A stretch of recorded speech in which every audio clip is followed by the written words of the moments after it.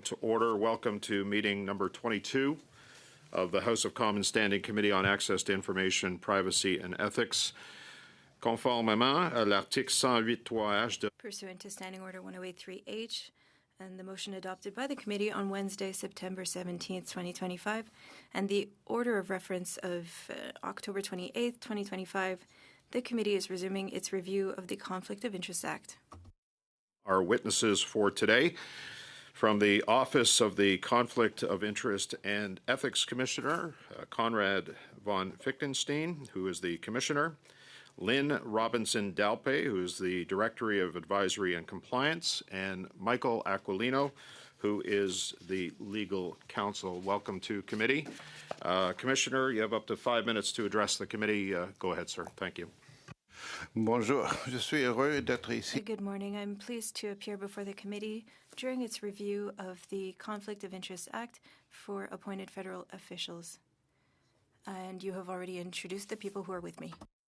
In this review, in the past 18 years, there have been just a few minor amendments to address specific matters. The Act has been working quite well since it took effect in 2007 and met the purposes set out in Section 3. There is, however, room for improvement. We have identified 6 legislative changes that could make the administration more efficient. Premièrement, ces modifications ne viennent pas. They are based not just on my own experience as a commissioner for over the past 2 years. They also reflect the experience of the Commissioner's Office in administering the Act for almost 2 decades. Canada Act, under which a commissioner is appointed. It would let the lobbying commissioner step in temporarily if there's no conflict of interest and ethics commissioners. While the Commissioner's Office can manage day-to-day administration of the Conflict of Interest Act, only Commissioner can exercise the discretion given in various provisions. The other 5 amendments concern the Conflict of Interest Act. Premièrement, ajouter les conflits apparents. 1. Add apparent conflicts to public office holders' general duty to arrange their private affairs in a way that prevents conflicts of interest. This would make the Act more consistent with the Conflict of Interest Code for members of the House of Commons and the ethics rules for federal public servants. 2. Allow some assets to be designated as exempt assets if they pose no risk of conflict of interest. The Commissioner has no discretion to exempt any assets from the Act's blanket prohibition on reporting public office holders owning controlled assets. Traded funds is a perfect example of that.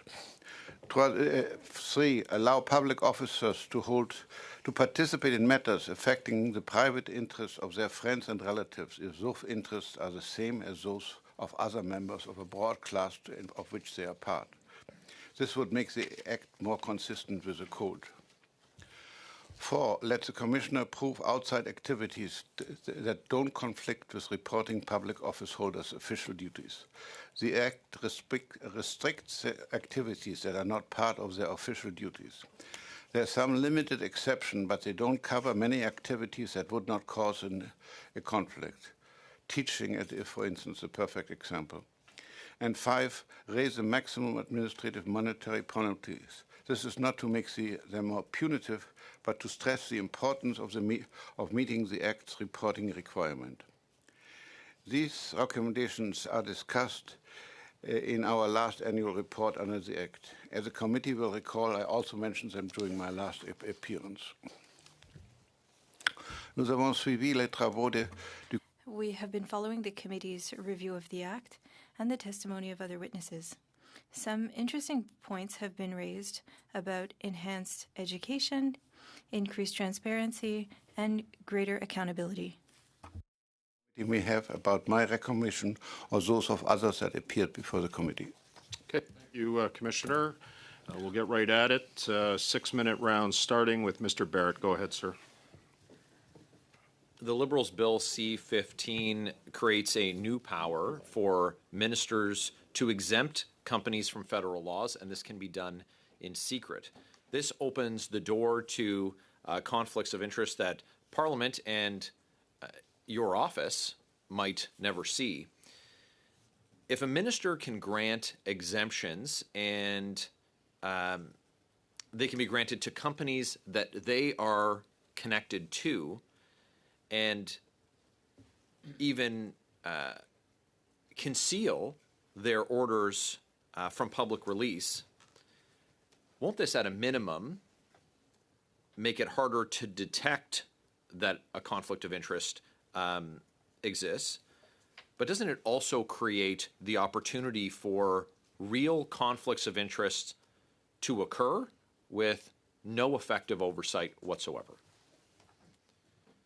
Just because the minister is authorized by statute to do something doesn't mean he can avoid the conflict of interest to act. So if it is part of his function to exempt the company, he can do that. If there, however, is under the act a conflict of interest, as you suggest in your example, then he has to recuse himself. The act is quite clear. He cannot participate in the decision. He can't even be in the room. He has to leave and absence himself when that decision is made. It appears to be a systemic gap that's being created, though, Commissioner. It's a path for ministers to bypass the usual parliamentary safeguards and ethical scrutiny by shifting decisions into private exemption orders. Does that not present a cause for concern for parliamentarians? I'm not sure I follow you. How, Mr. Baird? Where is the shifting taking place here? The effect of their orders is not public, and they can exempt the normal release of information that we would see, and it's for a period of years, and there would be no detection that it has occurred. So we assume that the minister leaves the room, but oftentimes we find out only that a breach has occurred because of the release of information, access to information requests, inquiries of ministry, order paper questions, and the like. When you say the exemption is secret, you mean the act authorizes the minister to make a decision and it not to publicize it? The information does not need to be publicized in the Gazette. Yeah, but I'm sorry, if the company is exempted, that means if they weren't exempted, they couldn't do this. So presumably, the exemption has to be published somewhere. Well, one would hope that through the transparency that's required, then yes, but that's not the effect of the Budget Implementation Act, Bill C-15. Your question, your question that I've provoked is born out of the same expectation I think that Canadians have about transparency and openness that we expect from government, when instead there's we're moving off the path of normal government and into exemptions to all laws except the criminal code is what the act says. Okay. Well, first of all, C-15 is not law yet. It has to be passed by Parliament. Secondly,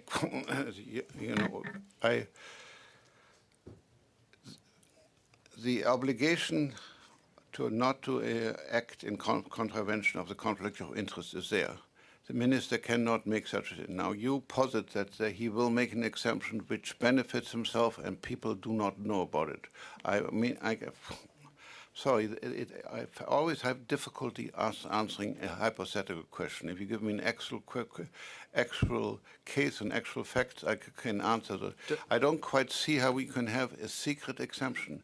The effect of the exemption will be public, and people will ask, like you, why is this company doing it when normally an act would require A, B, and C? Where do they get the authority? So to be clear, so therefore, somebody will say there is an exemption. Here it is. So to be clear, I don't see the mechanism in the legislation that would publish the exemptions that are able to be made to all laws except the Criminal Code, including the Lobbying Act, including access to information laws, and including the Conflict of Interest Act. But am I to understand then that the law as it's written, and should it come into force, without giving any hypothetical examples, that it gives no rise to concern for you?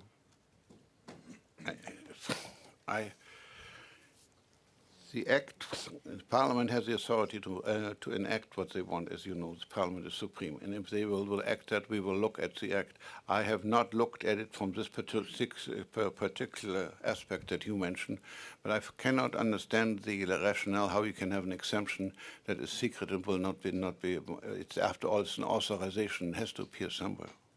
Well, the expectation I think that Canadians have is, as Parliament is supreme and has passed laws, including the Conflict of Interest Act, the Lobbying Act, access to information laws, that there's no reason for a government to put forward legislation that gives them the opportunity to exempt themselves from all laws except the criminal code. I think that Canadians should be rightly concerned, and I certainly am. Okay, thank you, Mr. Barrett. Madame Lapointe, pour 6 minutes, s'il vous plaît, à commencer. Ms. Lapointe, you have 6 minutes. Thank you, Chair. Welcome to all of you again to the Ethics Committee. In your opening remarks, you mentioned listening to the previous testimonies. I imagine that you paid attention to Michael Sabia's and Marc-André Blanchard's testimonies. And following those testimonies, they talked a lot about blind trusts, but also the screen. I would like to know what you think on this ethics screen. Are you satisfied with its operation by the Director of Cabinet as well as the Chief of Staff? This is a method that was approved by the Federal Court of Appeal. It helps with the administration of the Conflict of Interest Act. That screen is a preventive tool. We want to ensure that there isn't a conflict of interest, whether it be for a prime minister or others, and they would need to recuse themselves. And those who are responsible for the application of the screen and documents that have to be given to the Prime Minister, they need to see whether or not there are any issues that would lead to the Prime Minister recusing himself. If they detect anything, they will avoid such a decision being put in the hands of the Prime Minister and give that to another minister. The Prime Minister will be informed once things are implemented and will not be able to make any changes on that decision. I believe that it is a preventive measure that was approved by the Federal Court. Mr. Sabia and Mr. Blanchard are the two people who are responsible for the documents that arrive on the Prime Minister's desk.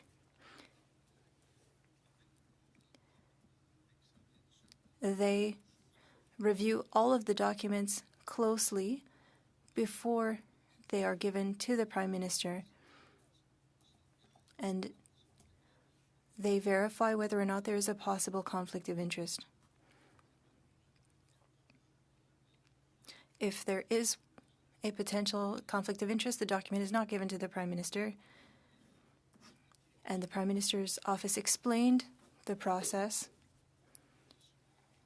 And from what they've said and what they shared during their testimony indicates that the tool works. Thank you for that. Mr. Sabia and Mr. Blanchard also stated that they have a table that allows them to make decisions to see whether or not documents need to be included in the screen. They also mentioned that they are constantly working with you, and I would like to know how that works. So both of those witnesses stated that they are constantly working with you, and I would like to hear more on that, please. As you know, I have to give advice to those who are subject to the Act.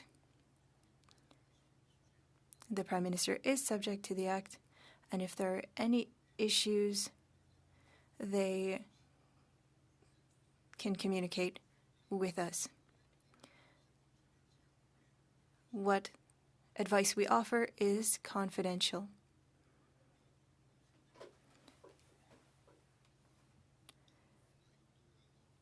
We have a dialogue, yes, but it is initiated by the offices of Mr. Blanchard and Mr. Sabia. If there is any kind of doubt or any kind of unknown, they will call us and we will give advice. Another thing that we learned through them is that they were responsible for the screen, but they were not responsible for the blind trust. That is outside of their scope. I would like to know what you think on that. The Prime Minister put all of his assets in a blind trust. He cannot touch that. He does not speak with the trustees. But he knows what he put into the trust.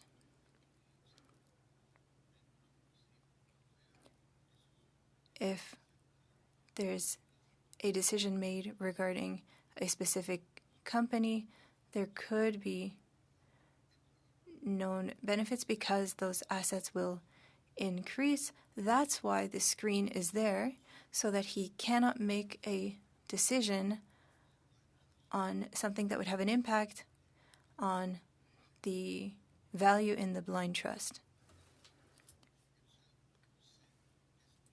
He only knows what is in the blind trust initially. He gave a list of all of the assets. It's been put in the blind trust. He cannot touch it. And then there's the screen in order to prevent any decisions being made that would have an impact on that.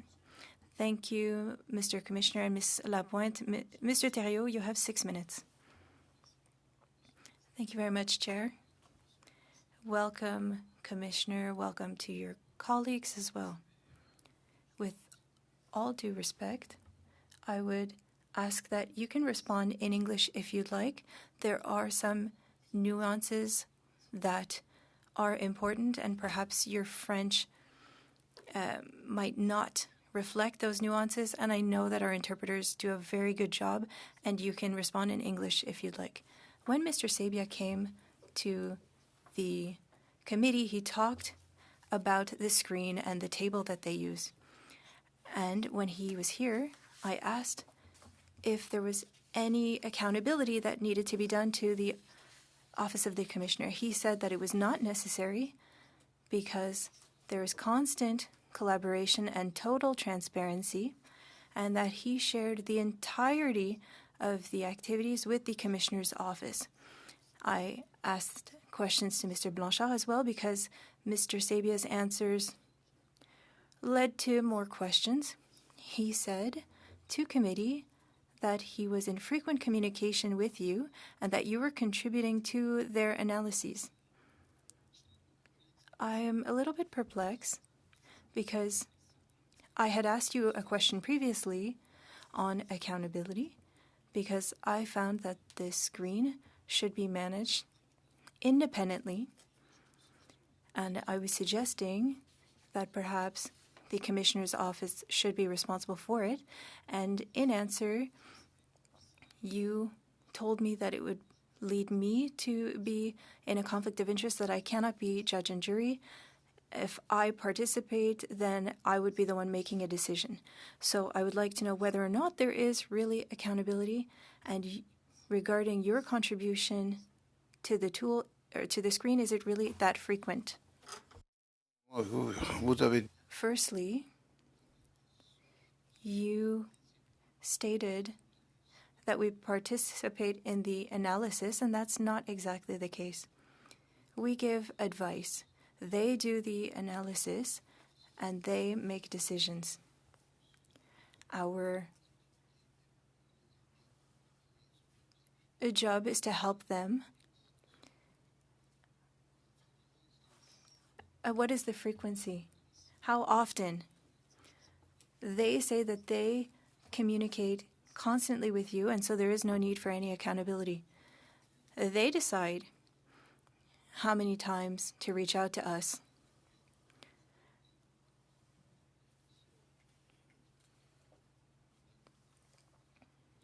Ms. Robinson Dalpe is responsible for that, so perhaps she could give you some additional information regarding the mechanism.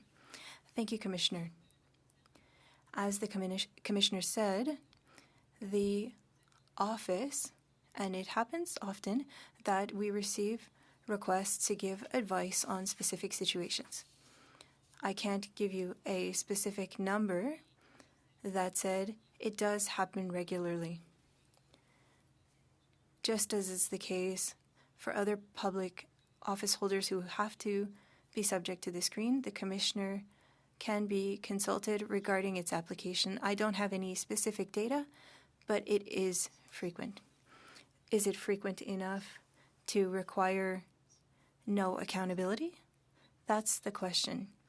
The administration of that assessment tool and the application of the screen makes it so that you have frequent communications, so frequent that there is no need for accountability. You're aware of everything that's being done as decisions are being made regarding the application of the screen. Is that what we should understand? In most cases, I would say yes, we are aware of the situation. So you approve what they're doing. I can't say that we approve. As the Commissioner said, we give advice on a given situation. We share additional information with them, but in the end, it is up to them to make a decision regarding the application of the screen. And it's up to the public office holders to recuse themselves if there is anything shared by the screen and the administrators of the screen. But for them, applying the screen is so complicated and complex that they need the guidance from the Office of the Commissioner at all times. Would it not be simpler to have an independent person responsible for the application of the screen? You have 35 seconds. In that context, unfortunately, at the Commissioner's office, we don't have people at every organization who could help with the application of the screen. But here we're talking about the Prime Minister of Canada who makes legislation, and as the Commissioner stated, there wouldn't have been a screen without even an appearance of a conflict of interest. We're not talking about any old public office holder. Mr. Theriault, unfortunately, your time is up. Perhaps you can come back to your question during the next round. Starting, go ahead, sir. Thank you, Mr. Chair. Welcome, Commissioner. Welcome to your team. Mark Carney's ethics screen that you set up lists 100 free companies, almost all of which are Brookfield companies. The chief operating officer of Brookfield, Justin Bieber, told this committee that Brookfield owns 2,000 companies and businesses. Do you have a full and comprehensive list of all of Brookfield's companies and businesses? We have a list of what the Prime Minister and his lawyers furnished us, and it is attached at Annex A to the screen. So you do not have a full list of the 2,000 Brookfield companies?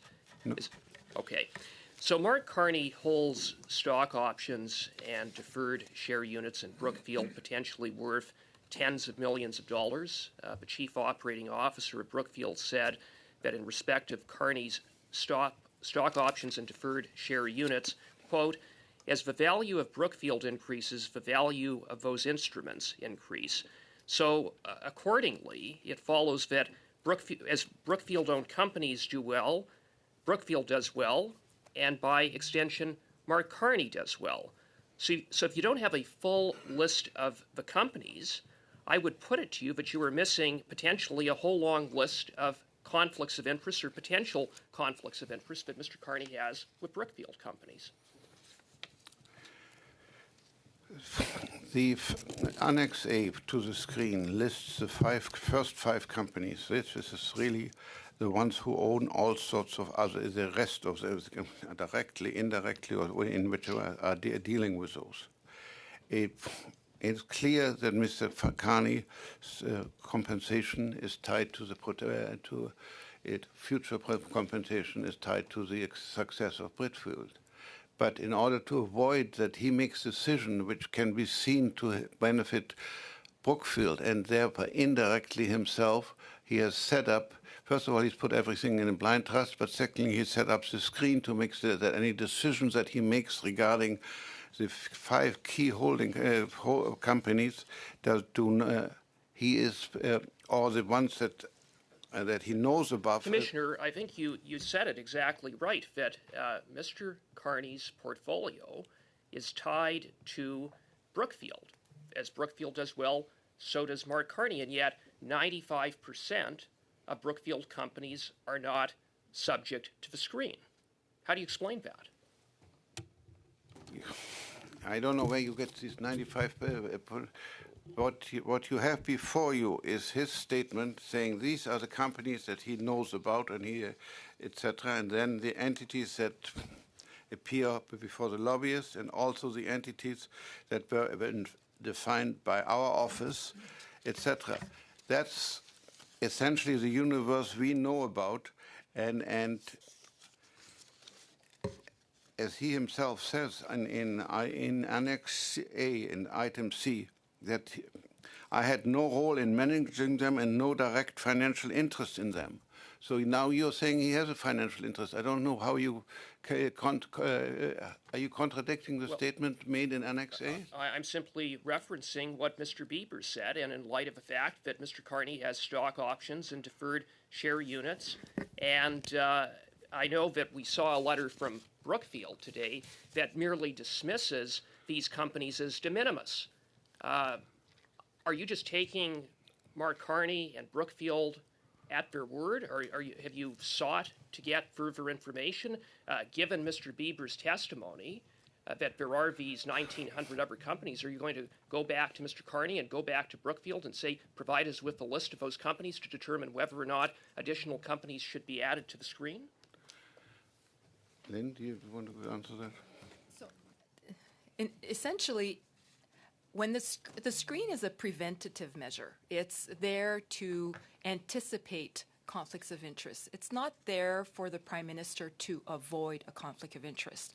So, for all intents and purposes, if a matter is brought to the Prime Minister's attention, and the Prime Minister is aware that it would further the private interests of Brookfield, then he would have to recuse, even if the screen did not capture that item because it's not on the annex. I understand how the screen works. Yeah. I'm just asking, why will you undertake, or are you intending to get a list of those companies in light of Mr. Bieber's testimony? That was my question. Okay. Well, of course, we looked at these companies and to make sure we know what the interest of, and most of them, as Mr. Bieber said, are de minimis. Okay. But any kind of deferred compensations that you are taking Brookfield at their word. I'm going to have to cut it off there. Mr. Saini, you have 5 minutes. Go ahead, sir. Good morning, and thank you for coming. Mr. Cooper had made statements which are contrary to what Mr. Bieber has said. Mr. Bieber said, yes, they may own 2,000 companies, but only 105 of them are directly related to the conflict that it could occur. So for Mr. Cooper to continue repeating something that he was told is not correct. Not only that, the other 1,900 companies, they are not even in Canada. They are all over the world. They are limited partnership who own their own assets and do their own thing. I would like to hear your comments on that. Well, what you said is absolutely correct. what is listed here, as he said, the companies which he had a management position or oversight role, these are listed there. The first 5 are the key. Everything after 5 is really part of the Brookfield Global Transition Fund, and and then in B and C are those which we came up with by looking at the lobbyist registration and by looking at the web and seeing what there is about Brookfield owning. But all of these are minimal and then some of them may operate in Canada, some of them may not. The key are the first 5 companies on Annex A, and what follows underneath is really an elaboration of the Brookfield Global Transition Fund. So whether they operate in Canada or something else, they are, as you suggested, they are limited partners, there may be small interests, there may be some tie-up, etc. This is not something that's going to have any impact in terms of conflict of interest. But he has, out of an abundance of caution, he has disclosed as much as he can, as much as he knows, and he put it in the annex. Thank you. One of the things, the duty of this committee was to bring some changes if we felt. But it has become, in my opinion, just Prime Minister's conflict of interest is the main thing, rather than looking at the broad aspect of what can we do for Canadians. And this is very shocking. We have heard testimony from quite a few witnesses that said Canadian ethic laws are one of the best. They are gold-plated, and even the appeal court has said this is working very good. I'd like to hear your viewpoint on those. Absolutely right. We are considered the gold standard in terms of conflict of interest, the way we handle it, the way we insist on disclosure, the way we verify, and the way we make public any breaches of the enclosure. The reason I put in my annual report 5 changes just to make the act a little bit more easy to administer and smooth. For instance, exchange-traded funds are controlled assets. Somebody who's appointed or elected like you is not allowed to own them. Why not? How can you influence anything by owning exchange-traded funds? They are in effect the same as mutual funds in terms of their. But at the time the act was drafted, there were no exchange-traded funds, so that's why it's not listed there as something that you may own. Another one is, for instance, you may not be employed or do anything outside of your job. There are lots of people who want to teach, even pro bono, at the university, share their opinion, etc. But they can't do that, because in order to be a teacher at the university, the union insists you be employed by the university, and then you're employed and you can't do it. But why not give me the discretion to say, is it relevant or not? If it's not, but it benefits the public, like my teaching example, by all means go in. This is the sort of thing we should be doing here, trying to make the act a little bit more easy to use, and both for the users and for me as administrators, because you want to be able to attract good people into the public service and to minimize the conflict of interest if it's irrelevant. Thank you. You have stated in your opening remarks that you are recommending 6 changes. Yeah. Are you also suggesting any legislative changes that should be done? If so, could you give us an opinion or give us your remarks? Well, those changes I suggested require legislation, and in my annual report I actually put the proposed changes to the Act in the report. We'll keep it at that. Thank you. Thank you, sir. Monsieur Thériault, 5 minutes. Mr. Thériault, you have 5 minutes.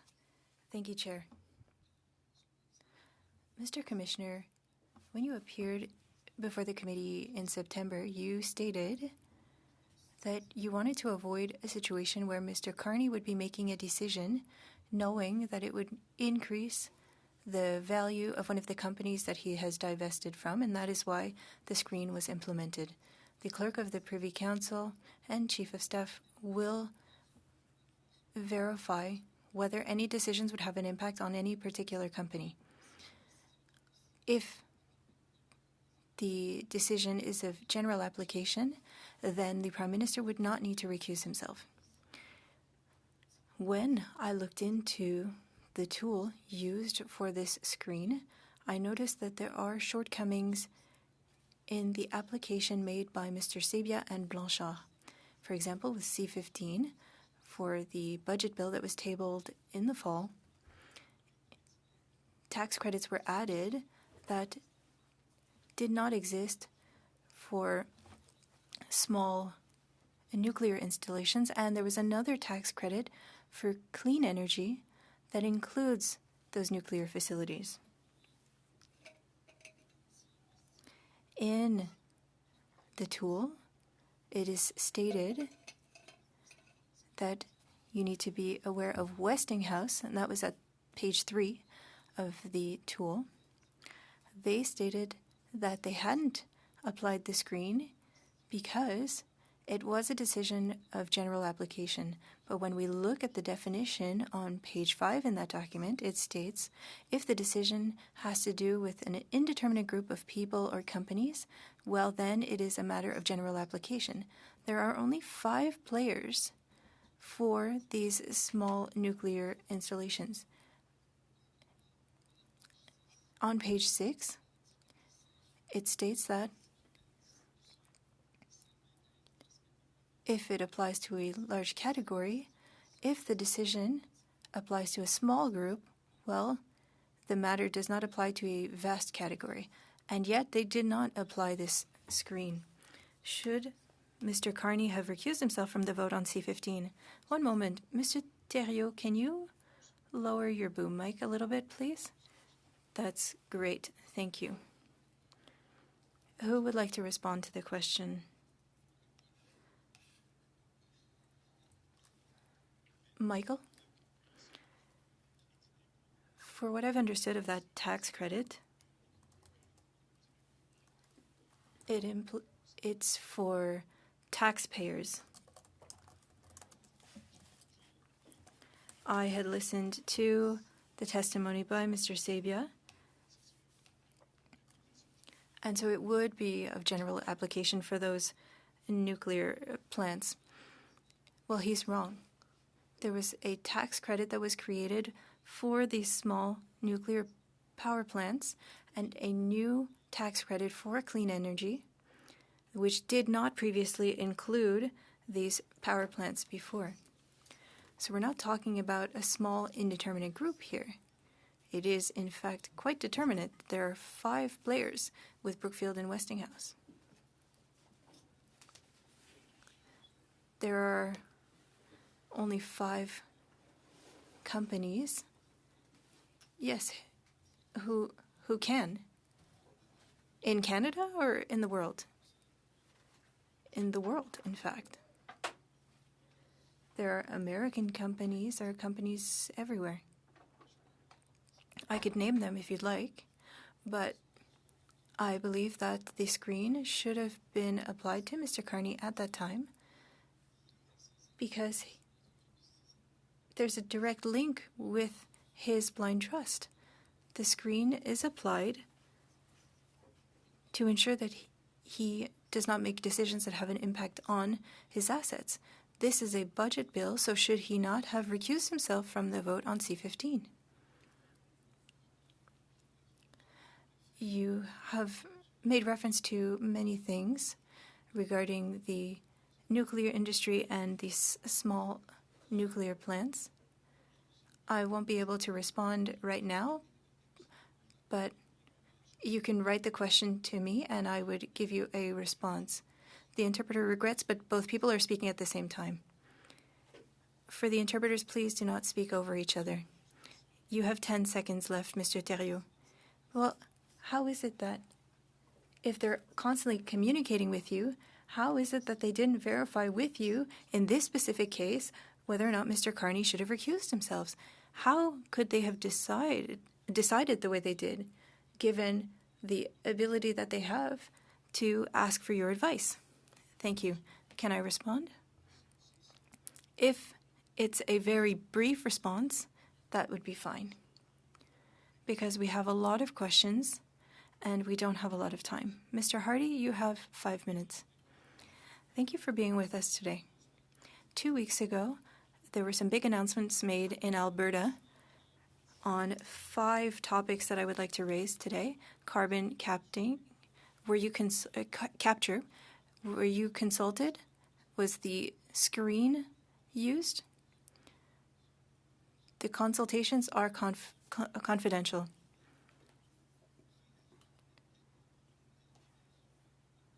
And so we could not have been consulted on the content. So regardless, we can't know whether or not you were consulted. So we have to base ourselves on the word of Mr. Blanchard and Mr. Sabia regarding the application of the screen. They are responsible for it. They can ask for our advice, and we give our advice, and whether or not they accept that advice is up to them, and sharing that is also up to them. So these are direct employees of the Prime Minister, and they are the only ones who can say to the public whether or not the screen was activated and whether or not they consulted you, because you as an external party are not able to disclose that information. Correct. Well, then how can Canadians trust a screen that is being managed by the direct subordinates of the Prime Minister? Because for Alberta, all of these decisions, Brookfield is there. Same thing for AI and data centers. Nuclear, Brookfield. Pipelines, Brookfield yet again. So Canadians can say, what's going on? And this leads me to my next question. The Prime Minister's direct company is involved, and we can't know whether or not they use the screen? You are focusing on the screen. It is a preventive tool. The Prime Minister must recuse himself. Let me finish. The Prime Minister needs to recuse himself if there is a conflict of interest.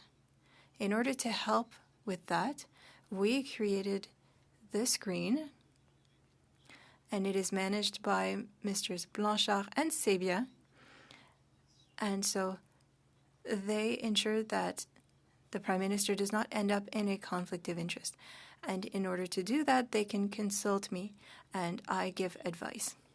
But you understand that our committee needs to ensure that the mechanisms are in place to protect Canadians. And we've heard here that Mr. Carney could manage things himself, that he is ethical beyond a doubt, but Canadians want to ensure that there is some transparency and a counterweight there, and that the only people who can prevent this conflict are 2 people who are directly linked to the person who is subject to this conflict of interest. So how can we decide that the current structure is sufficient if we don't even know when the Prime Minister was asked to recuse himself?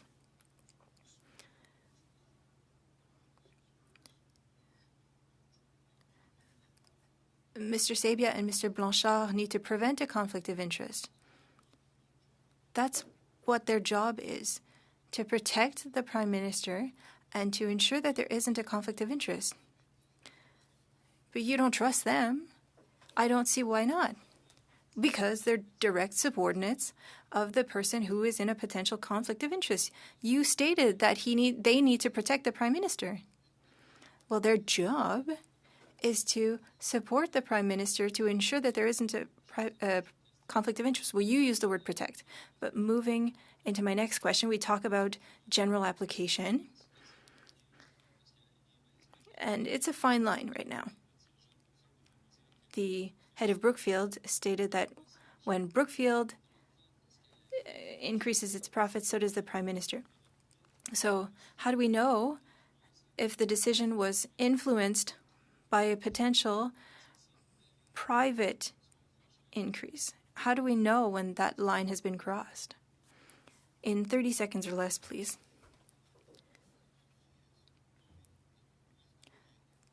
The Prime Minister makes a decision of general application for Canada's well-being, well, that's fine. If he does something that only benefits himself, then it's not okay. How do we decide if it's of general application or not? Well, currently there's no way to know. We don't know. That's what you're saying. Thank you, Mr. Hardy. Mr. Sari, you have 5 minutes. Hello, and thank you for being with us. On behalf of members, I would like to note that you speak French very well, and we understand you very clearly. And I greatly appreciate the fact that you have been answering our questions both in French and in English. I have 5 minutes, and so I want us to have a bit of a rapid-fire conversation. I want us to be clear for Canadians listening to us. We understand what we're talking about here, but we want to ensure that we have the trust of Canadians. And so if we could simplify, because there are things that can be said that might undermine Canadians' trust. How can we ensure that we are proactive? How can we let Canadians know that we are acting proactively? The Prime Minister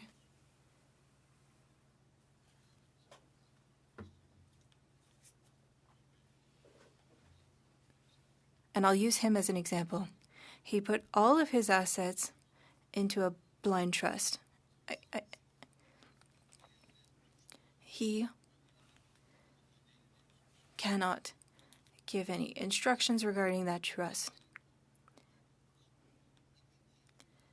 We want to avoid that he makes any decisions that would have an impact on what he has put in the hands of a trustee. That is why we implemented that screen. We say to him that he cannot make a decision that would benefit companies with which he has certain interests. And we tell him that there are situations where he would need to recuse himself, that he would need to declare it, and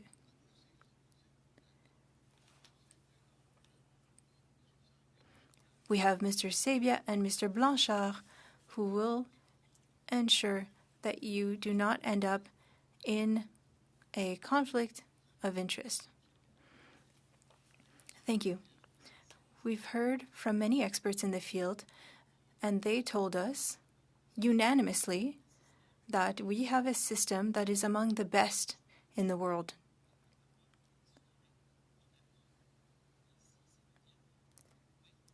And our system is not perfect because things change. But we can say that there are improvements that can be made, but there currently aren't any loopholes with Brookfield.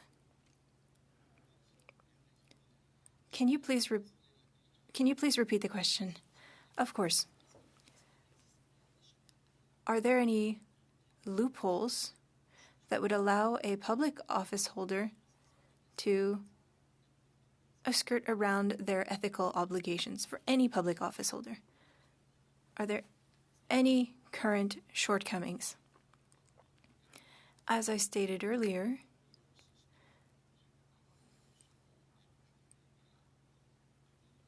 we want to make minor improvements, but if we compare ourselves with other countries,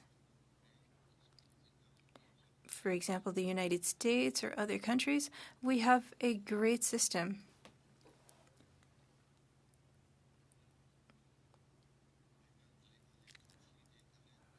Look at the conflicts of interest.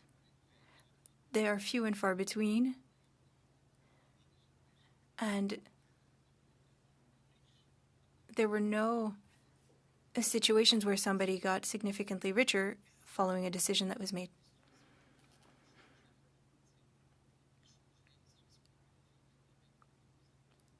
Regarding conflicts of interest and the code of conduct,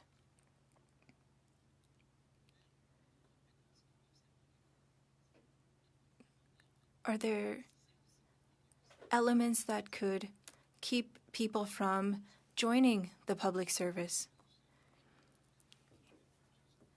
An appearance of conflict of interest is at the heart of this. That's what's important for Canadians. For an elected official or somebody who is appointed, it can be difficult to manage the appearance of a conflict of interest, and you have to strike a balance.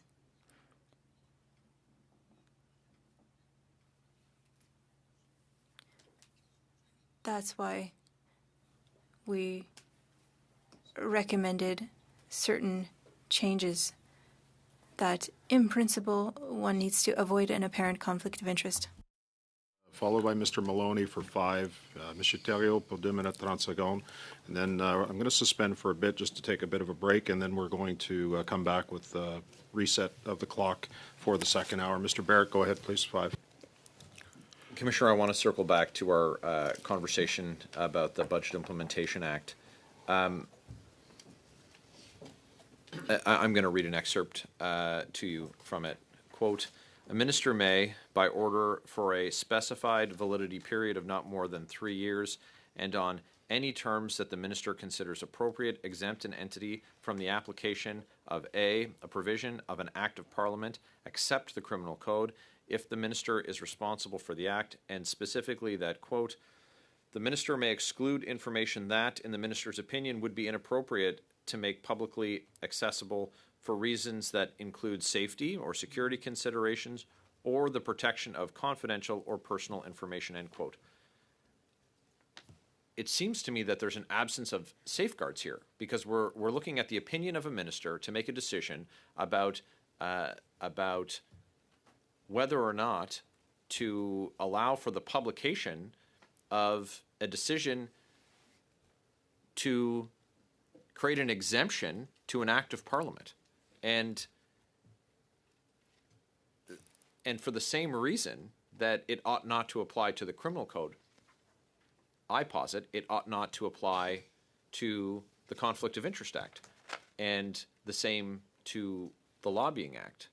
And I'm interested in your opinion for the very reason that this matter is under consideration before the House, and frankly, this stands to limit your ability as an independent officer of Parliament to discharge the watchdog role that Canadians expect you to be able to discharge. This is your interpretation of C-15, and undoubtedly, if C-15 in its present form is enacted, this particular issue will be litigated at some point in time. And I hear you, what your interpretation. I'm not sure I necessarily agree with it, but as I told you before, it's not an act, and I didn't expect to be asked for you to comment on a bill that's before Parliament. But once it is enacted and fully, I certainly do not see that action under that act and the provision that you act automatically protect you from the Conflict of Interest Act and allow you to take decisions which benefit you. Well, not you, I mean, the person involved. I think the core problem is, and the reason that I raised this with you today, is that we have an opportunity to address this before the matter is voted on by members of the House. I think that a minister could legally conceal information that you need to assess whether a conflict exists, and that's the fundamental problem with this provision. Yeah, I understand your position. As I say, undoubtedly this will be litigated if ministers take that position, and we will see what the courts have to say. Or else, since the bill is still in committee, you can amend it before it gets passed. I mean, we would litigate those issues if we knew, if we were to ever know about the decisions that were taken, and that's the problem with secret orders. I have just over a minute in this round No, left. but on that point, again, I keep saying, if it is that it's normally prohibited, but an exemption has been granted, surely somebody is going to say, on what basis are you doing it? The Act says no, and then it's the only answer the minister can say is because I exempted it. So it is not secret. Well, it says the minister may exclude information that, in the minister's opinion, would be inappropriate to make publicly accessible for reasons that include personal information. It's a pretty broad scope, and who is going to test the minister's judgment? That's why decisions are to be gazetted. That's why they're published in the Canada Gazette. That's why we have reports tabled in Parliament. That's why we have independent officers of Parliament. It's so that we have transparency, and when politicians are able to take decisions in secret based on their opinion, then it seriously erodes the public's confidence, Canadians' confidence in our democratic institutions, and the executive should not seek, nor should they be given this level of power. I'm going to have to Two leave it things there. that you answered. A, what's personal information, how you did it, I determined that. And secondly, if your scenario is true and plays out, etc., then the electors will have a negative affection, and the electors can obviously remedy the situation. So, I mean, it is a pretty risky scenario that you paint here, that somebody will deliberately do this in order to protect their conflict of interest. If you give a monkey Thank a you. loaded gun, whose fault is it when someone gets shot? The person Thank who you. gave him the gun or the monkey? Thank you, Mr. Barrett. Thank you. Mr. Maloney, go ahead. I'm going to stick to the strict timelines here. I have to, just to make sure we get everything in, okay? Go ahead. I won't take that personally, Mr. Chair, but thank you. I'd like to first of all thank you for being here today. You have a very demanding job, and today is an example of the patience required to fulfill your role. So I just want to express my gratitude. Look, I'm going to go off topic here a little bit. Not off topic, but I'm going to change what we've been focused. The problem with the ethics rules and the Conflict of Interest Act is it becomes weaponized time and time and time again by politicians, which I find not only wrong but incredibly offensive. Mr. Barrett's talking about the integrity of the institution, the integrity of people. That weaponizing this process does just that. Now, so I can give you very specific examples of where the rules and reports have been weaponized to no end, and people regret it. We're supposed to be doing a statutory review of the legislation here. I've been here for 2 meetings. I've heard very little in the way of questions about amending the statutes. What I have heard is a number of allegations that have not been substantiated, proven, and there's no evidence to support them, which is what undermines the integrity of the whole process, because what you see here is a bunch of allegations throwing around the Prime Minister's name quite loosely, and there has been not one iota of evidence or proof to substantiate any of this, and it's not what we're here to do, which takes me to what Mr. Barrett was talking about. This provision in C-15, and I'll quote him, quoting the bill, it says, if the minister is responsible for that. Now, here's my first question. All of these screens and ethics screens and processes are put in place before a position assumes a role or immediately upon assuming the role, i.e. when you get elected or when you get appointed to cabinet, correct? Okay. Nowhere has Mr. Barrett suggested that in this proposed legislation, that would imply that a cabinet minister could then go back and amend the ethics legislation to exempt him from anything, because it's not in there. In fact, his language says, if the minister is responsible for that act. The legislation we're talking about falls under the jurisdiction of the President of the Treasury Board, correct? Right. So the defense minister and the finance minister and any other minister could not, in any conceivable fashion, put forward a piece of legislation and therefore exempt themselves from any requirements under the Ethics Act. Is that correct? Yeah, absolutely. If you're You're talking about a quotation that Mr. Barrett read. I don't have it in front of me. I don't see anything. But if you, as you stated, if it's the exemption can only be done by the minister responsible for the act, that minister is not responsible for the Conflict of Interest Act. You're absolutely right. Correct, thank you. The other reference he made was it can withhold information, but it's not the minister, his or her personal information we're talking about. It's information related to the subject matter or whatever piece of legislation might be for the House. So again, it's a mischaracterization of what is contained in C-15. Now, so my question, I guess, really what I want to know from you, do you see a way forward so that the government or the House of Commons can amend this legislation so it can no longer be weaponized in a way that undermines the integrity of me and everybody sitting around this table and every person in the House of Commons? Minute and 10 seconds. You have just now given an interpretation which suggests that it can't be done in any event. But I mean, clearly you could make an exception to the thing. Any act of other than the Conflict of Interest Act, you could just put that into the legislation. That would solve the issue. Correct.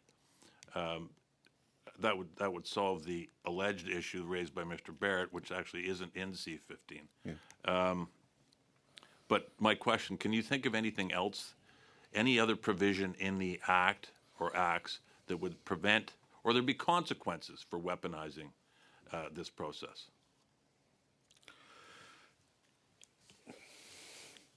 I don't know. You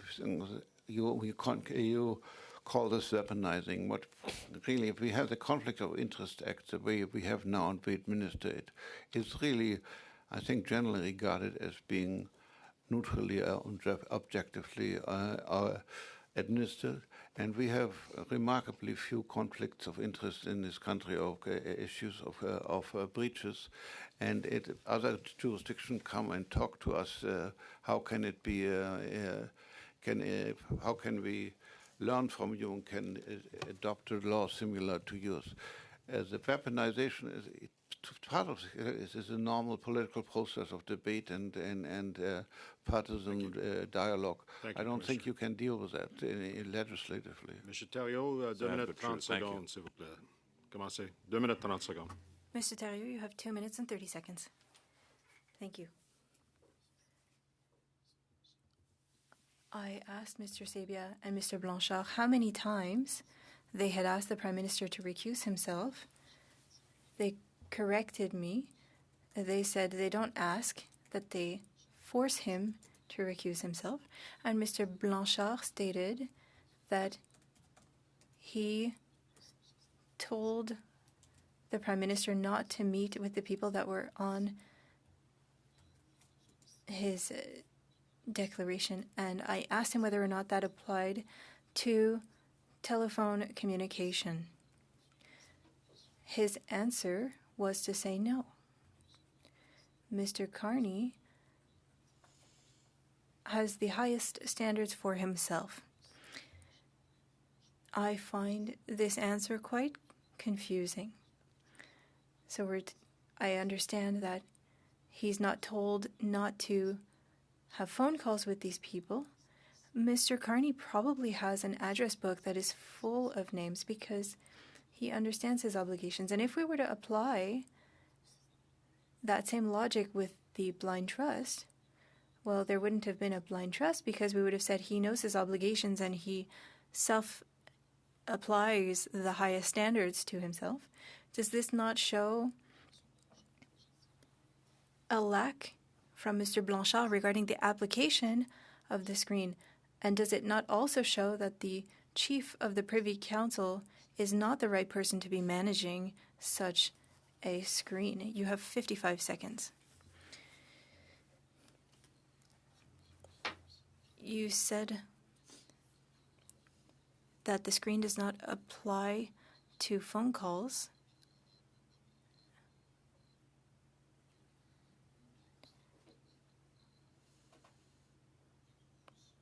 I did not see the reference, or I have not heard the reference that you quoted. If Mr. Blanchard or Mr. Sabia know that Mr. Carney was going to speak to Brookfield, they would say, no, we need to use the screen. You can't do that. I'm surprised that you're saying that the screen would not apply.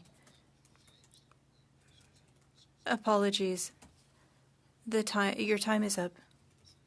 It's in the blues and could be verified. Thank you, Mr. Thériault. And then I'm going to restart the clock at the top of the hour.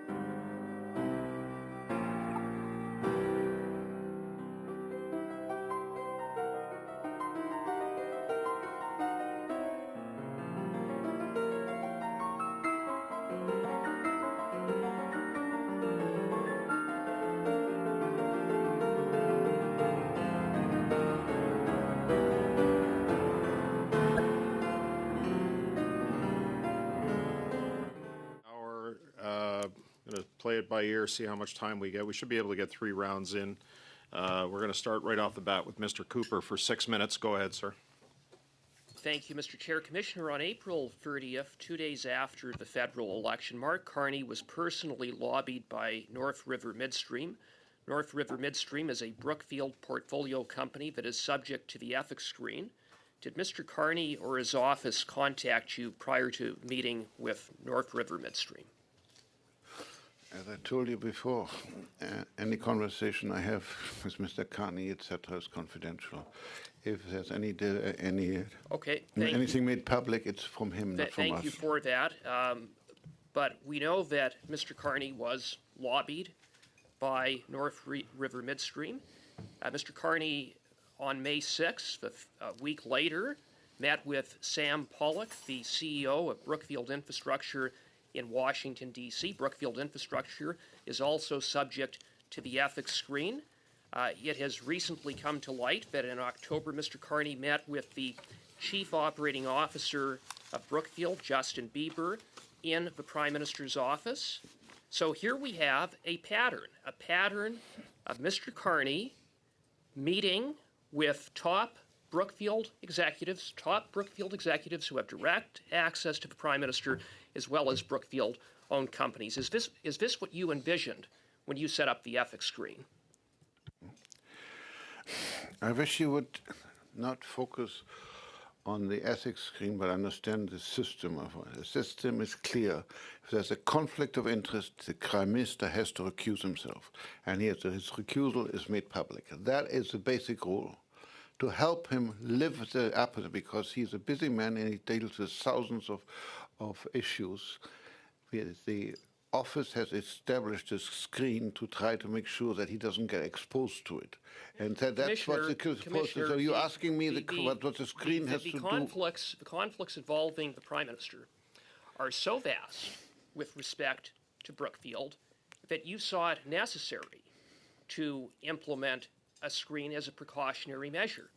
And yet, and Mr. Sabia said that you told the Prime Minister to basically stay away from Brookfield. And yet, here we have the Prime Minister meeting with the Chief Operating Officer, being lobbied personally lobbied by one of the major Brookfield companies that is on the list of companies that is captured in the screen. And I'm asking you, does that not raise questions about whether, in the face of all of Mr. Carney's conflicts, Brookfield has a direct line to the Prime Minister? The incidents that you recited just now, would you please recite them again? Which ones are you talking about? North River Midstream. Prime Minister personally was lobbied by them. He met with Sam Pollock. What do you mean by he was personally lobbied by them? He was lobbied by North River Midstream on April 30th. They met with him.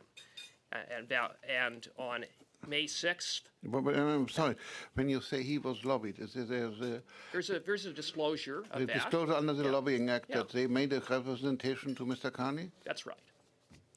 Okay. Go on, next one. Mr. Pollock, the CEO of Brookfield Infrastructure, and then in October, the Chief Operating Officer of Brookfield. It certainly seems like he has an awful lot of contact with Brookfield, and not just anyone from Brookfield, but the CEO of Brookfield Infrastructure and the Chief Operating Officer of Brookfield. And this was prior to the election, after the election? It was after the election. All of these were after the election. All of these were after. Yeah, I mean,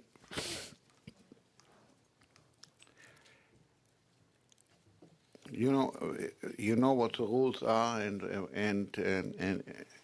how this screen is established to prevent everything, etc. You're talking about the meeting with Mr. Beaver, etc. I understand from the Prime Minister, from Mr. Beaver's testimony, that this was about anti-Semitism. It had absolutely nothing to do with business, and that it was a personal visit, etc. Should it have taken place or not? You should have. That's for you to decide. If they talked about anti-Semitism, it's clearly not. Certainly North River Midstream wasn't about that, and nor was the meeting with Sam Pollock in Washington, D.C. I would submit, and I think most Canadians would agree, that it would be a heck of a lot better if the Prime Minister just stayed away from Brookfield, but that isn't happening. Now, on September 27th, while in London, England, Mark Carney attended a working breakfast with Canada's High Commissioner to the UK and 8 international investors. Did you sign off on that meeting, having regard for the list of attendees? I don't sign off on meetings, and as I keep telling you, I give advice, and the advice is confidential. It's up to the Prime Minister to disclose it or not. Well, Mr. Carney's chief of staff came before this committee and testified that you had been made aware of that meeting and that you signed off on that before it took place. Is that accurate? He did. Okay, fine. Yes, we did. I mean, that was a general meeting with investors as part of his duty as a Prime Minister in being in the UK and trying to encourage people to invest in Canada. So yes, I asked it, but I mean, this is one case where they disclosed my advice, and that since it's up to him to disclose, I can comment on it. Okay, thank you, Mr. Cooper. Madame Lapointe pour 6 minutes. Ms. Lapointe, you have 6 minutes. Thank you again for being with us today and for responding to our questions.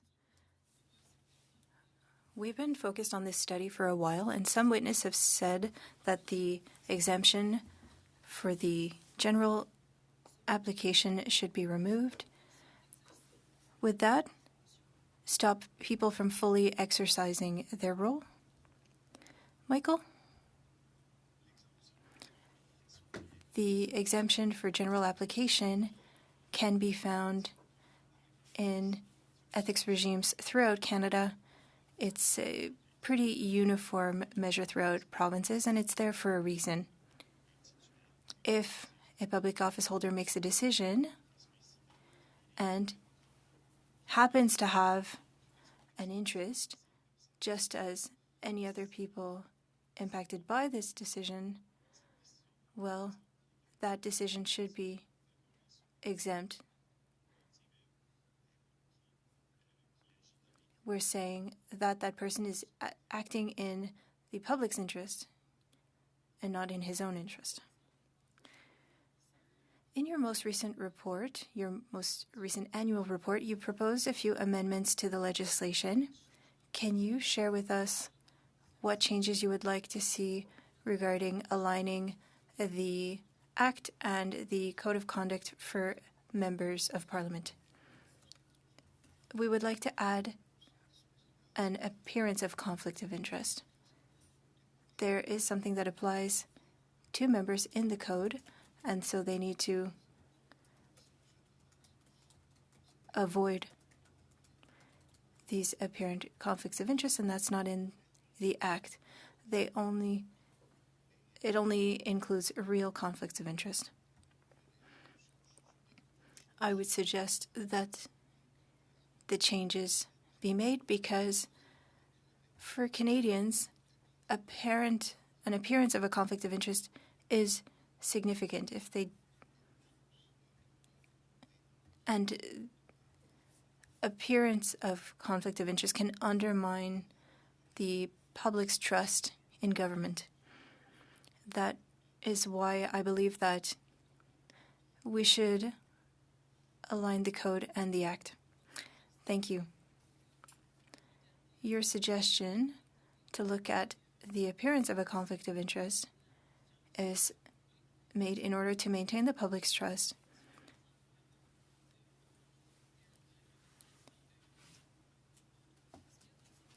Are there any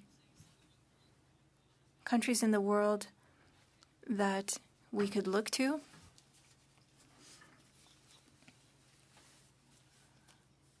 In BC, for example, there's an obligation to avoid an appearance of a conflict of interest. We also looked at England, Scotland, and Holland. They have different words, but the same idea. That public office holders need to avoid an appearance of a conflict of interest. We often receive information on operations and legislative changes proposed by the government before they are made public. Should there be a strengthened code of conduct for members? When we look at the rules, the members are subject to the code and public office holders are subject to the Act. There are a group of individuals that are subject to both. It's always easier to have rules that are aligned because you know the rules that apply to you. And so it is always more clear to have rules that are the same for those who are subject to conflict of interest legislation. In Quebec and Ontario, that is a model that's used. There are rules for the different categories, but they follow the same rules. I think that it makes things clearer and more easily understood for those who are subject to these rules. Thank you.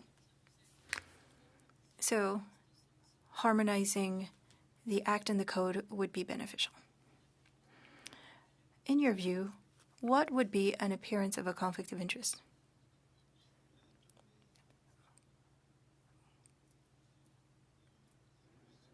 We have an example regarding Mulroney and Schreiber. Judge Oliphant suggested adopting a definition and that we make an amendment to the legislation. Michael, could you read that, please? Certainly. I have the definition in English, unfortunately, but we're talking about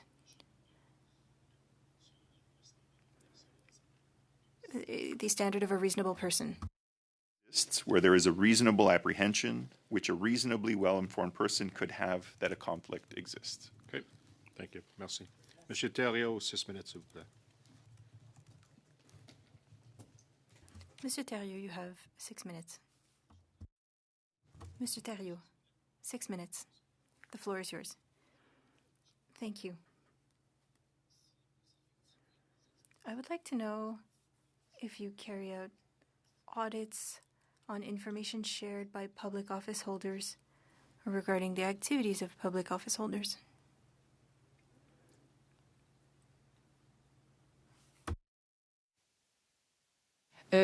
Donc,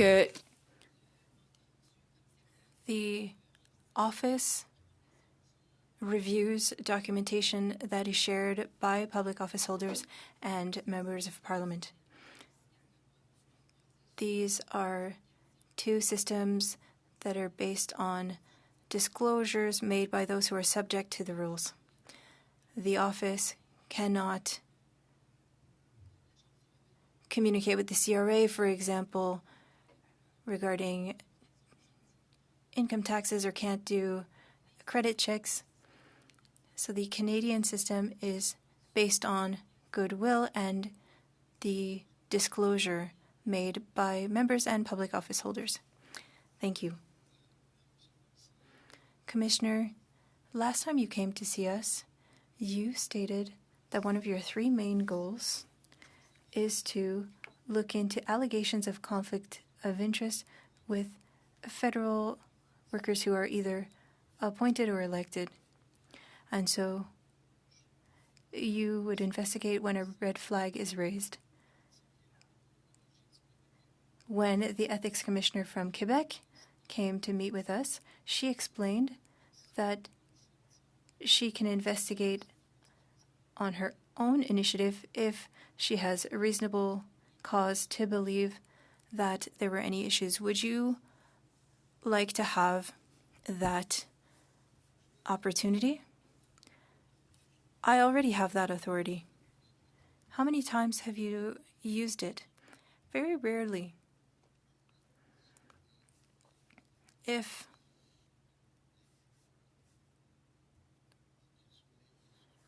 there's a case that raises any suspicion, often somebody will communicate with me and ask me to lead an investigation. I do have that authority, but I believe that I've only used it once.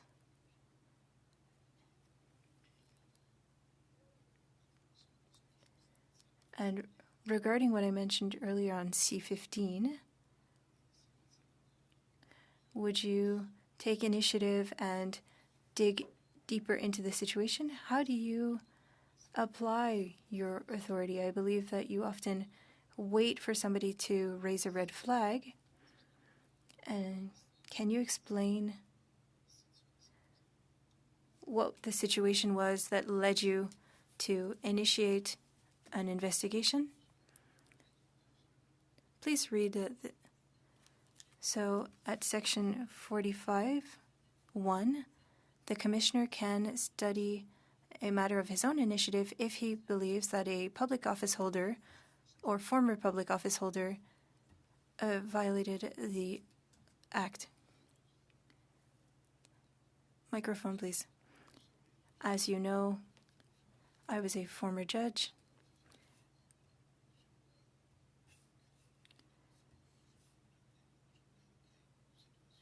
If I read about a situation in the newspapers, I'll look at whether or not it needs to be looked into. Are there any suspicious indicators? And I ask myself whether or not it would be in the public's interest. There's no concrete test. It depends really on context. And I need to decide whether or not to look into it further. Well, if we want to include the appearance of a conflict of interest in the Act, I imagine that you might have to use that authority more frequently, and you'll have to analyze situations in order to not undermine the public's trust with an apparent conflict of interest.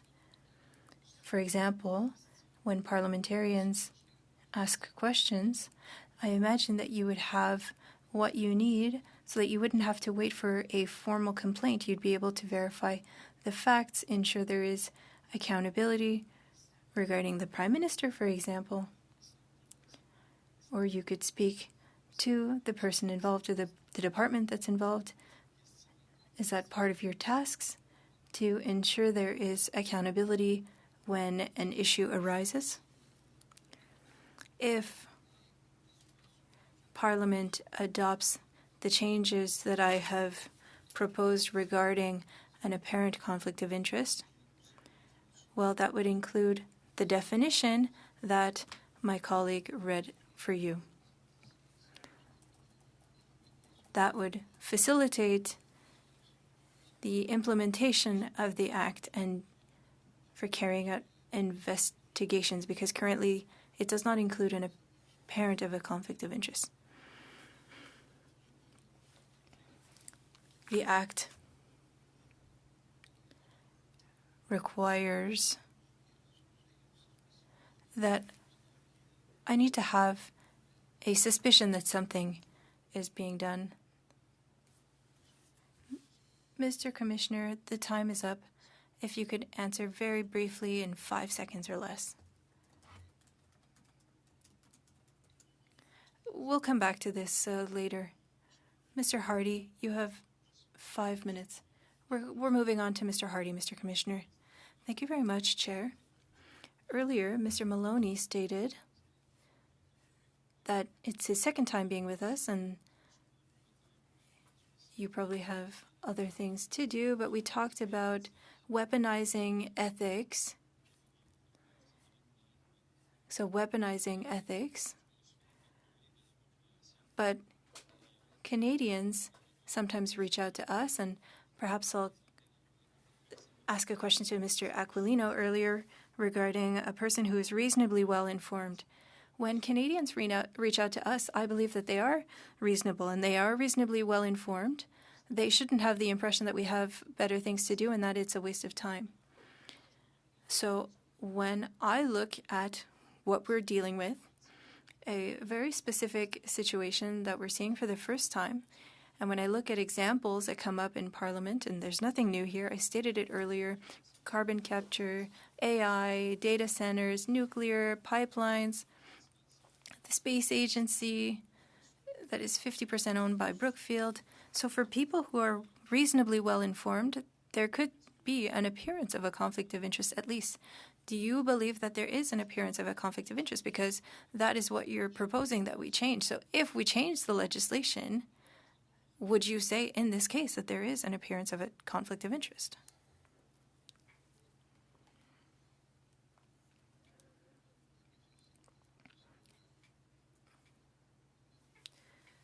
You are mixing a few things together. If the Act is amended and I can carry out investigations regarding an appearance of a conflict of interest, I'll do them individually. I'll look at all of the different cases and situations. But would you do it in the case that I mentioned? If we listen to you and we follow your recommendations, well, it would be my obligation to do so. So, you would.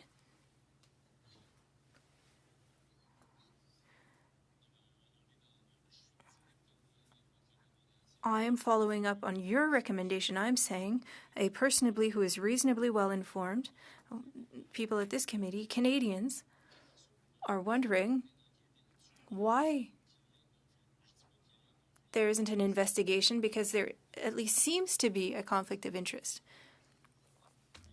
Well, it's up to me to decide, not up to the person who reaches out to me. Somebody will explain the situation to me, or I'll see it myself, and I'll look at the facts and the context and decide whether or not there seems to be a conflict of interest, an apparent conflict of interest. And at that time, I would start an investigation. But, Commissioner, this is being raised in Parliament. This is public, and these are facts. I'm not inventing anything. 50% of the space agency is owned by Brookfield. This is a fact. We're talking about things that are public knowledge. Would you act if we were to add that appearance of a conflict of interest? I cannot answer your question. My team would look into it, and you're sharing isolated facts, and I would have the facts shared with me, and then I would make a decision after that. You have 2 minutes. So for you, you're saying that I'm sharing an interpretation of facts and not actual facts. Well, anyway, Mr. Sabia and Mr. Blanchard have stated that they communicate with you regularly. The first time you said that you came here, you said that you didn't want to be both judge and jury, and you didn't want to apply the screen. At what point do you become a part of the process? They say they have to call you every day.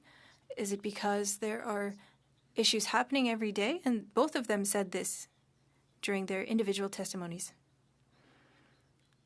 That's what they said. The only thing that I can say to you is that I answer their questions. If they call me, I answer. So if they call you every day, then there are things happening every day. As you know, we have a dedicated team for all of those who are elected or appointed. The Prime Minister's office speaks to the person that I appointed for the Prime Minister. Thank you, Commissioner. How many times have they called? It's up to them to tell you. Thank you.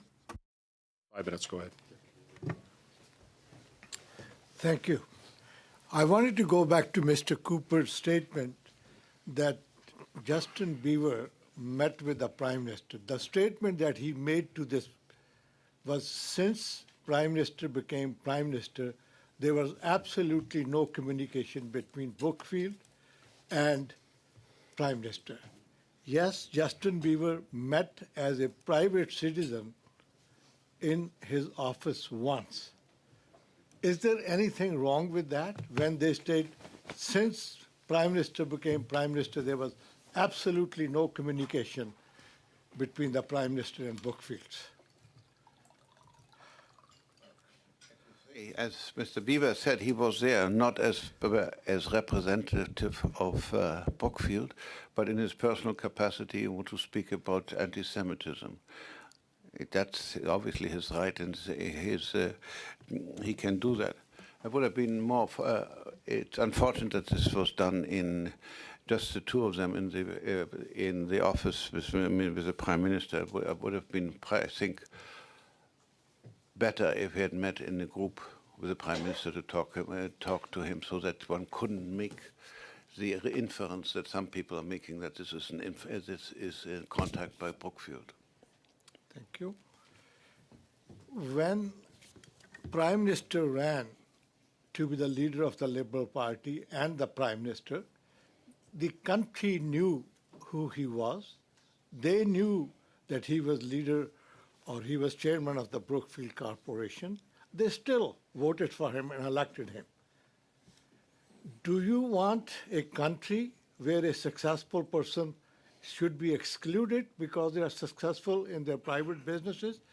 And my friends on the other side seem to oblige, or they want us to go through that process, that only people who have done absolutely nothing should be the leader and the Prime Minister of the country. Give me the act, please. The act specifically suggests that we, which section is it?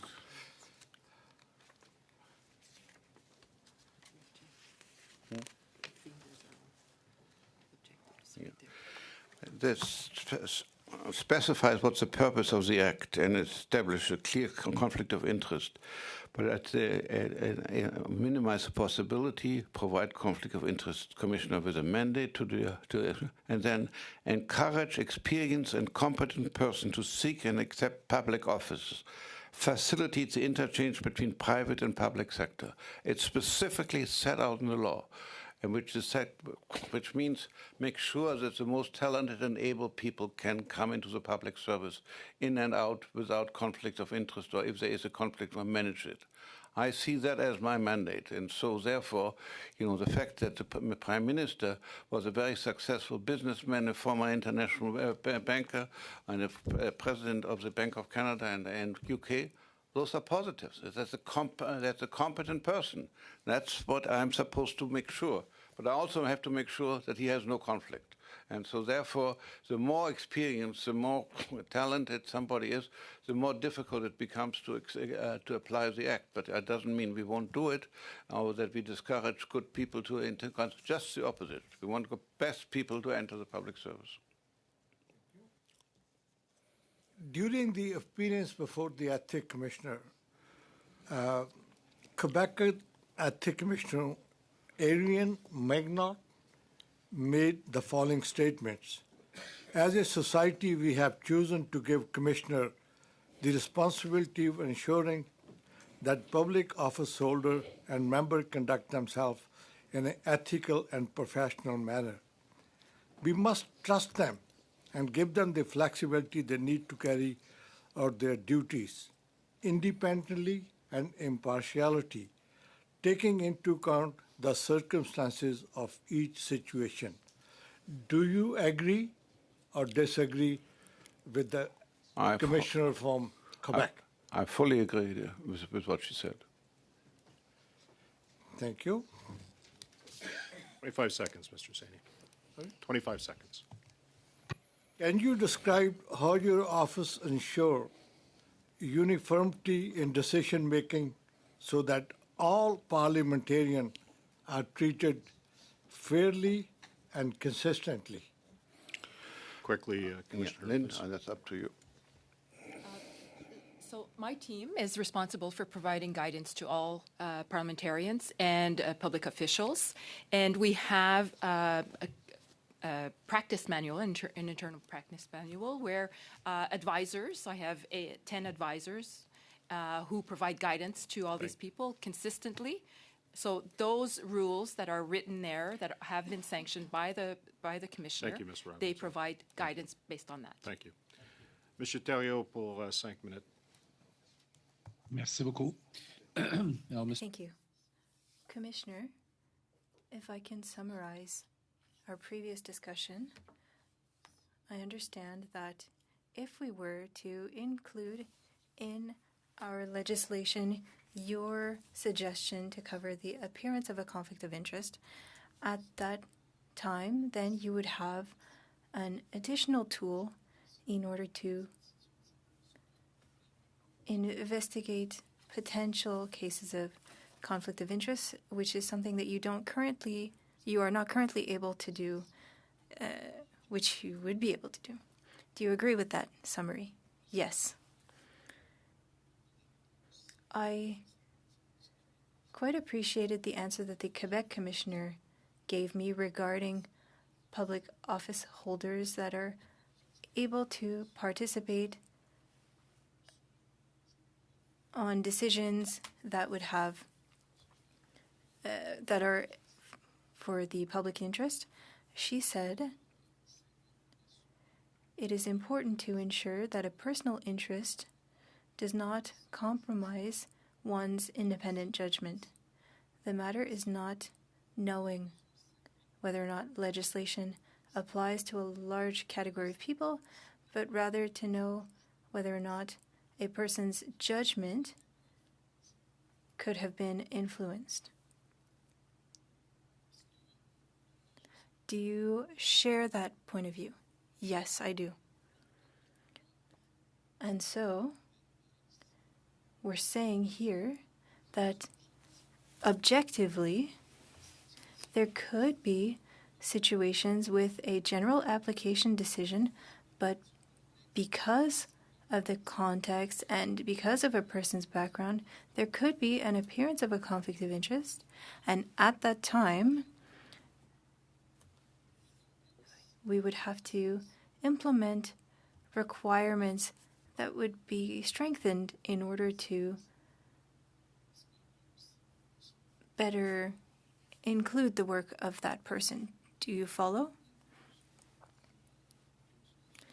Now you're talking about a situation where the legislation would be amended and includes the appearance of a conflict of interest? Is that the context that you're giving me? Yes, if we know that we're dealing with a general application decision and it could have an impact on one's assets. And so, with the tool that you have proposed and including an apparent conflict of interest, well, we have to recognize that there is an appearance of a conflict of interest, even if it's of general application. And at that time, there needs to be tools in order to govern such a situation, in order to avoid that there would be the appearance of a conflict of interest. I reformulated my question.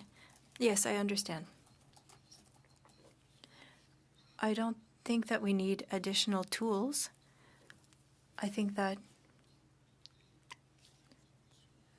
with the legislation that we have and the interpretation that we've had, it's quite clear what a person can and can't do in order to avoid a conflict of interest. Well, currently, you cannot act, and there's no tool other than the screen being applied by subordinates. So you also don't have tools regarding an apparent conflict of interest, and you've stated that you need that tool in order to increase the public's trust towards its democratic institutions. So it's not enough to say that it's a general application decision, so there's no conflict of interest. We need to dig further. There could be an apparent conflict of interest, and so focusing on this would give you additional tools in order to do the work that you need to do in order to ensure accountability. If there's no proof of a conflict of interest, your search for accountability would stop there. Thank you. Je ne vois pas qu'on va seulement.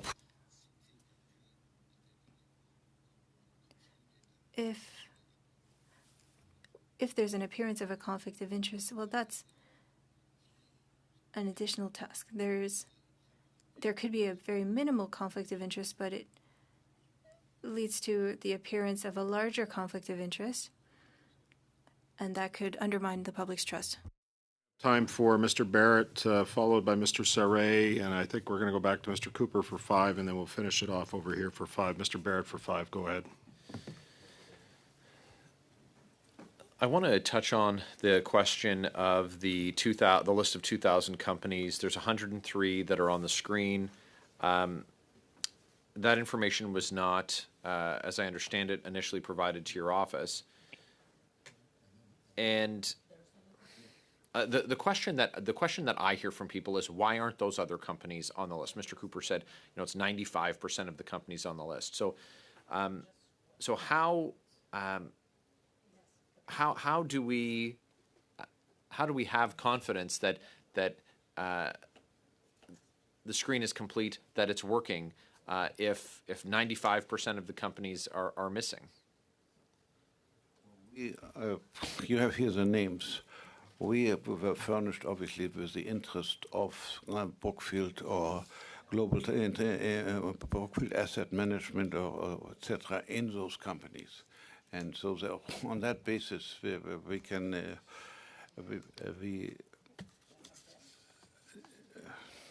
those are given to us confidentially. It's such a long list, but most of them, as Brookfield pointed out, it's a minimal interest. So that's interesting. I mean, these are huge companies, highly successful. Brookfield doesn't really seem to be in the de minimis business. So how are we defining de minimis? Wouldn't it just be easier for you to include the companies as part of the screen? You include them if there's a likelihood of if they're being affected by their decision. I don't know how else to explain it. We make the decision saying, seeing the interest in those companies and saying, Did you say previously you don't have the full list, though, sir? My question is, if you don't have the list, how can we make a determination? How can you make a determination if I'm if sorry, you don't what list know? are we talking about? Are you talking about Annex A of the screen? Well, no, we're talking about the 2,000 companies that in Mr. Bieber's testimony he referenced, and then later in his response to the committee that you were aware of. I inferred from your response, you're aware of his response, that these companies were referred to as de minimis. Well, are you to take them at their word? Or would it not be in the public interest to just to include the totality of the entities that might create a conflict? Where Mr. Carney may stand to make money from decisions that he takes that benefit those companies. I'm sorry, you're losing me. We are looking here at the conflict of interest scheme of Mark Carney. It's by him. He testified. He in effect signed this, and he lists saying these companies. He suggests that here he had a management position or oversight role in the activity prior to Jennifer, and he lists 25 of those. After number 5, 6 to the end are basically subsidiaries or part of the Global Transition Fund, and that's why they're listed here. Okay. And then he also lists other companies that have been lobbied. So I don't understand where the 2000s I'm limited on come. time. I want to circle back to the question that another member asked about depoliticizing, de-risking this for Canadians. We've said before, I have said before that I believe that the sale of controlled assets by someone who seeks to be prime minister, is it complicated? Absolutely. But is it possible? As confirmed in this case by Brookfield? Absolutely. And as mentioned by a previous witness at this committee, there are steps to take. I mean, the cost of the administration of the screen is covered, it's paid for by the taxpayer. So too could the government waive the tax liability on the sale of these assets so that we don't have this question. Is it 95%? Is it 100%? Shouldn't they just sell these controlled assets? And we can continue to attract good people to public office? 20 There's seconds also or a less. question of the valuation, not only tax liability. Lots of these are future earnings that will be determined on the performance of Brookfield. How do you value those? Even Brookfield said that they could arrive at that. And I think that when we're talking about the public's confidence in our democratic institutions, we should be able to figure out the tough questions so that we can avoid the murkiness that seems to persist here. Thank you, Mr. Barrett. Monsieur Sarri pour 5 minutes. Merci beaucoup, Monsieur le Président. Thank you, Chair. I've been thinking about the quote that we need to think about strategies and that lower minds think about lesser things. But anyway, this is not necessarily the best debate in order to have better strategies. If we want to frame things well, we need to think about strategies and not focus on individuals. Whereas here, we're speaking about only a specific person for a while. I'm quite proud to be a part of this committee, And I would have liked us to look at the mechanism instead of a specific person and propose solutions and not personify this debate. I did not want to politicize our debates. And for those who are listening to us, that's why I want to simplify the things that we're talking about, because our discussions could undermine the public's trust. There are people here who have a career in politics and would still undermine trust in public, undermine the public's trust in its institutions, and that's unfortunate. There are experts who say that the ethics legislation works because it applies institutionally instead of on a case-by-case basis. Can you confirm for Canadians who are listening to us that the mechanisms that we have in place for the office of the Prime Minister do not seek to protect a particular person, but to ensure there is stability and neutrality and transparency for government? The way you expressed that was very eloquent. Thank you. And I agree. Thank you for that brief response. It gives me the opportunity to speak to Canadians. I want our institutions to be proud to be Canadian and proud to serve Canadians.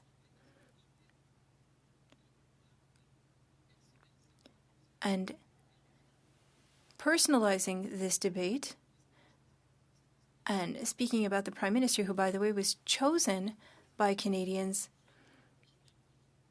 undermines our discussion. And we want to talk about ethics and perception, because politics is perception, and playing political games on things that aren't facts is dangerous. And this brings me to another question. The environment that we're working in changes very rapidly. Things are more complex. Could you help us, because you do have some expertise? The mechanisms that we have in place need to be updated. That's a fact, and that's why we're looking into it. Could we reassure Canadians and say that this would allow the Prime Minister and his team to work efficiently and respectfully, all while following ethical legislation?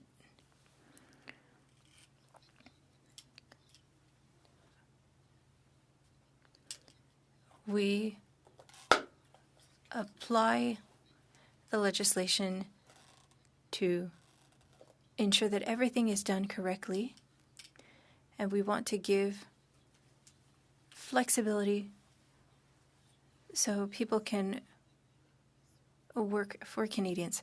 And we're talking about national interest and a personal interest with the Prime Minister. How can we define, or how can we state that decisions are made in the public's interest? You have 10 seconds. Lynn? 6 seconds. When we look at national interest, we're talking about the public's interest, and the law includes a mechanism for recusal if we're focusing on the personal interest and not the public's interest. Mr. Cooper, 5. Thank you, Mr. Chair. Commissioner, does Brookfield provide you with an update of their new investments and acquisitions? So there's no mechanism in place. Have you thought about perhaps reaching out to Brookfield in light of the fact that as Brookfield's portfolio changes, potentially new conflicts of interest involving the Prime Minister could emerge? But Brookfield is not subject to the Act. The Prime Minister is, and his interests in Brookfield are, but not Brookfield itself. Right, and his interests are they're tied directly to Brookfield, which could be impacted by certain acquisitions that Brookfield makes over the course of time. And I'm asking you this in the context of ensuring that this is a living ethics screen, not a stale dated ethics screen. But I have no power to ask Brookfield to disclose what they're doing, their business strategies, their acquisitions, etc. All I can deal with is what's in the public domain and what has been disclosed. I understand that your official powers under the law might be limited, but have you reached out? No, I have not, because I think it behooves me to act in accordance with the Act, not to add to the Act or use the position of my office or the authority in order to obtain information to the key mandate of your office is to ensure that there are not conflicts of interest, and if there are conflicts of interest, to investigate those conflicts thoroughly. And it seems that on top of 1,900 Brookfield companies being missing from the ethics screen, we have the potential, which is about 95%, it may be in a matter of time that 97, 98% of Brookfield companies and businesses are not captured in the ethics screen, which raises questions about the robustness of the screen. I would argue that it raises questions that it is deficient. Now, Mr. Carney stands to make tens of millions of dollars in carried interest payments, in other words, future bonus pay from the multi-billion-dollar Brookfield Global Transition Fund 1, which he registered in the offshore tax haven of Bermuda. I understand that you're aware of the holdings within that fund, but are you aware of the limited partners, in other words, the investors in the fund? Investors in the fund? No. Request this information from Mr. Carney? We ask him of information which relates to his holdings and his interests. The other, and he points out that he has an interest in Brookfield, and part of it is in Brookfield Global Transition Fund, which will, as you say, has a deferred benefit provisions in it.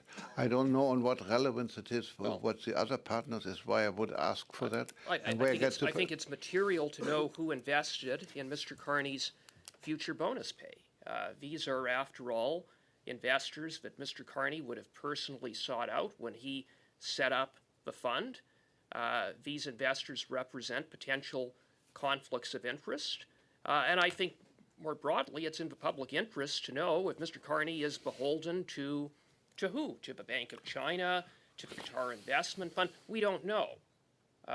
So, again, I put it to you that it is material. You're using the word beholden. I don't know on what basis you use that. There may be other people, and they have invested in the fund. That doesn't mean you're beholden to it. So the whole implication of this is that there's something illicit or not proper that requires investigation. I can't do that. I don't think that's a fair characterization. I think that what we have is a prime minister who was involved in setting up a fund. There are investors that he would have reached out to, and he stands to make a lot of money potentially in future bonus pay. And all I'm asking is whether there has been all of the disclosure that is necessary. Not necessarily all of it being in the public domain, but that your office has received the full cooperation of the Prime Minister in sharing all things that are material. And I think that the limited partners is something that is material, but it sounds like the Prime Minister's office hasn't been forthcoming. It seems like the Prime Minister has been very limited in what he has disclosed to you. I find it shocking that he didn't, for example, provide you with a list of 2,000 companies, but he would have given you 100 free companies, and you would have said, okay, that's it. There's no need to look any further. Thank you, Mr. Cooper. Mr. Maloney, 5 minutes. Thank you, Mr. Chair, and thank you again to the witnesses. The accusation period is almost over. Mr. Barrett again raised a topic I find quite intriguing. He suggested that elected officials dispose of all of their controlled assets and be sheltered from the tax consequences. I'm sure that would be enticing to a lot of people to run for office if they knew they could run, dispose of all of their controlled assets, and not face any tax consequences. Do you think that's a realistic proposal, sir? No? Okay. I knew the answer, but I thought I'd ask the question anyway. It's absurd in the extreme, actually. I don't think Canadians would find it appropriate all that taxpayer money was using to absolve or to pay the taxes for elected officials. On Mr. Cooper's point about voting on things that could, ultimately benefit somebody, all of the Prime Minister's assets are in a blind trust, correct? Yes. Right. And as of the date that blind trust is created, he no longer knows what is contained in that or how it is being handled or how those affairs are being conducted, correct? Correct. Okay. Other members of Parliament, on the other hand, and there are many of them, own shares in a variety of corporate entities, including Brookfield, and they're voting in the House of Commons knowing they own shares in these companies. Is that correct? Yes. Okay. I'm just pointing out the irony. There really is no question there. Look, I'm going to go back to this political weaponizing of this process, which we've spent 2 hours here doing again, because there's all these allegations. Sir, you sat as a federal court judge for a number of years. I practiced law for 20 years. There are consequences to actions when you go into a courtroom, and there are cost consequences. So if you make false accusations, if you make false representations, if you are unsuccessful in those, there are consequences that come in the form of financial payment. So I asked you earlier, but we ran out of time. Is there a process you can conceive of where people continue to weaponize this process politically simply to score cheap political points? If there is a finding that there is no basis for the accusation or complaint, is it not possible to come up with some sort of mechanism to discourage that behavior so that there are consequences? Well, you're running here into the whole issue of parliamentary privileges. And it's, any deputy can say whatever he says in the House is not actionable, and it has no. So unless you really want to go to the whole core of the parliamentary system, and I don't think there's anything you can do. What members of parliament say within the House of Commons is privileged, and this is their opinion, and they're entitled to do that. And if it mounts to weaponizing, as you call it, that's their privilege too. I don't disagree with you in that they're entitled to conduct themselves in that way. But do you not think, let me put it another way then, do you not think it would be appropriate when you or your office is issuing a report to address the issue of making these things political as they are? I mean, you could do that without breaching privilege. I mean, simply pointing out the fact that that an accusation or an investigation was requested and there's absolutely no foundation for it whatsoever, you could conclude that this was done for political reasons, could you not? Yeah, if I wanted to, I presumably could. I doubt that I'd go that far as you suggest. What I might say is that, there were accusations made, but there's no basis for them, and my investigation has revealed that they're baseless. I don't think it's my job to get into the political arena. It's my job to be objective and to deal with issues of conflict of interest. And thank you for saying that. And I'm going to stop there, sir, because I think you've displayed today time and time again, over and over, with every question answered, that level of objectivity and independence. So I just want to say thank you to you and your colleagues for taking the time to be here today and answering all of our questions. Thank you. Thank you, Mr. Chair. Thank you, Mr. Maloney. I want to thank the Commissioner, Ms. Robinson-Dalpe, and Mr. Aquilino for spending time with the committee today. I have no other business. The meeting is adjourned.